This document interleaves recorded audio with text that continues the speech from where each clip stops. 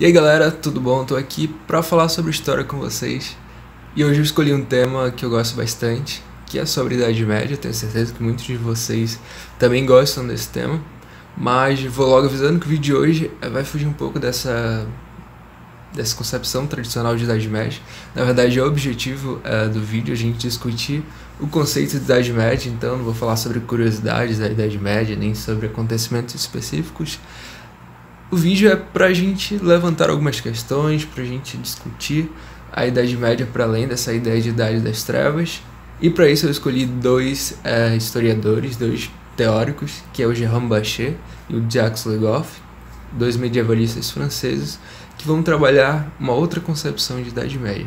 Então eu espero que vocês gostem. Se gostarem, curta o vídeo, compartilhe, deixe os comentários, muito importante, com sugestões, com críticas, seja lá o que for. E vamos discutir esse período da história tão importante e tão rico, beleza? Vamos lá!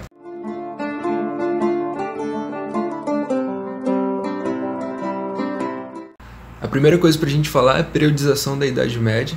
A gente aprende na escola que ela se inicia no século V, com a queda do Império Romano do Ocidente, mais exatamente em 476, e ela termina no século XV, em 1453, com a tomada de Constantinopla pelos turcos otomanos.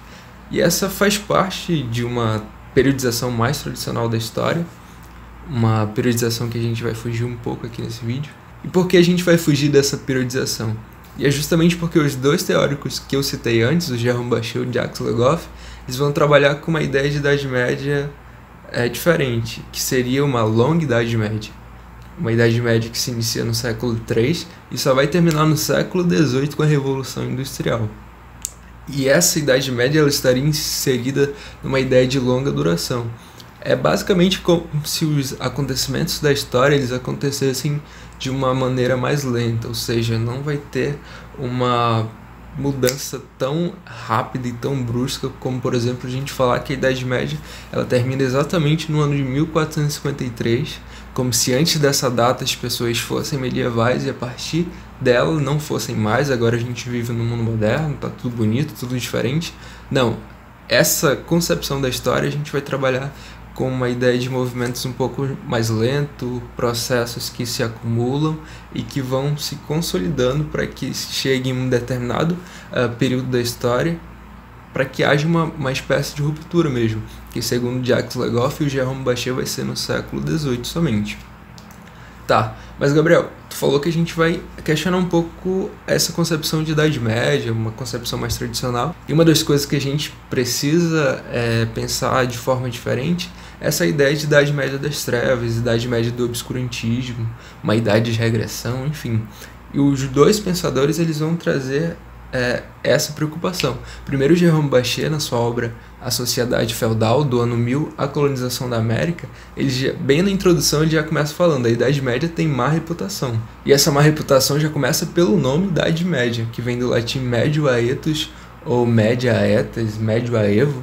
Enfim, eu vou colocar certinho aqui para vocês, que significa basicamente a idade do meio, entre uma antiguidade clássica e uma época que surge, uma época moderna. E essas construções elas vão se consolidando primeiro no século XV. Os humanistas começam a utilizar a ideia de Idade Média. Um desses caras foi o Giovanni Andrea, em 1469, ele era bibliotecário do Papa e começou a usar essa ideia de uma idade do meio, uma Idade Média, para glorificar o seu próprio tempo. E depois dele, no século XVII, alguns eruditos alemães fazem um uso historiográfico da ideia de Idade Média para dividir a história em três partes: uma idade antiga, uma idade média e uma idade moderna. Então, essa ideia de uma história dividida em três momentos, ela começa no século XVII, vai ser usada em 1639, em 1644, em 1666, e no século XVIII isso vai se consolidar agora com os filósofos iluministas, que vão trazer essa ideia de uma idade das trevas, uma idade do obscurantismo, onde há necessidade de se fazer esse contraponto entre o iluminismo, uma época das luzes, e essa idade das trevas. Ou seja, Adam Smith, Rousseau, Voltaire vão se utilizar dessa imagem para, de novo, glorificar o seu próprio tempo, como os humanistas tentaram fazer e fizeram no século XV. E por meio disso, se constrói a imagem de uma Idade Média como um período que se torna quase incompreensível para muitas pessoas, que só tem realmente essa imagem das trevas da Idade Média. Para além dessas concepções, por isso que é importante falar desses dois teóricos, porque eles começam a falar que a gente não tem que tratar a Idade Média como se fosse o buraco negro da história ocidental e nem mesmo um paraíso perdido. Ela não é 8 nem 80. Ela tem que ser tratada como se fosse uma Idade Média total. O Jacques Legoff traz essa ideia, porque ele fala que dentro da Idade Média, que essa sociedade moderna ela começa a ser construída. Por que ela começa a ser construída? Porque é dentro da Idade Média que surgem algumas invenções, como as universidades, como o livro, como a ideia de nação, a ideia de Estado, o relógio, essa ideia, essa concepção de tempo que nós temos hoje, das horas, elas foram inventadas dentro da Idade Média e são muito importantes para entendermos o nosso próprio tempo. Como eu falei antes, eles pensam nessa longa Idade Média, onde os renascimentos que acontecem, por exemplo, no século XV, eles são um prolongamento desse período medieval. Então eles não tendem a falar em renascimento especificamente, eles falam em renascimentos, como o renascimento carolíngio, o renascimento do século XII e o renascimento que nós conhecemos do século XV. O próprio Jérôme Bachet, no seu livro A Sociedade Feudal, ele problematiza o ano de 1492, que por muitos teóricos é visto como um marco de divisão entre o mundo medieval e o mundo moderno por conta da chegada de Cristóvão Colombo às Ilhas Caraíbas, ou seja, o descobrimento da América, a retomada de Granada, a expulsão dos judeus dos reinos católicos de Fernando e de Isabel de Castela, enfim. E também, outra coisa importante é a publicação da primeira gramática em língua vernácula, a gramática castelhana de Antônio Nebrija. E nisso, essa historiografia mais tradicional vê aspectos de um novo tempo que surge, com novas atitudes frente ao mundo, com essa expansão para o oeste, o desbravamento dos mares.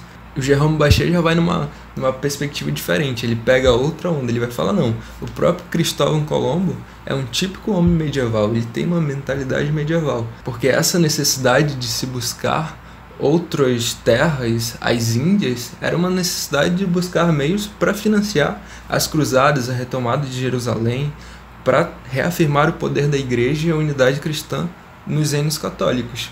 Outra coisa que o Jérôme Bachet também fala é que dentro da América, que vai passar por esse processo de colonização, a gente encontra diversas instituições e elementos que são tipicamente medievais. Claro que vão ter suas especificidades, mas que tem em suas origens todo esse caráter medieval, como as universidades, a Universidade do México, que foi criada em 1551, as ordens mendicantes, que foram criadas no século XIII na Europa, o próprio desenho das cidades também foi feito tendo-se como base as cidades europeias, o papel da igreja, o uso de imagens, a adoração dos santos são elementos tipicamente medievais.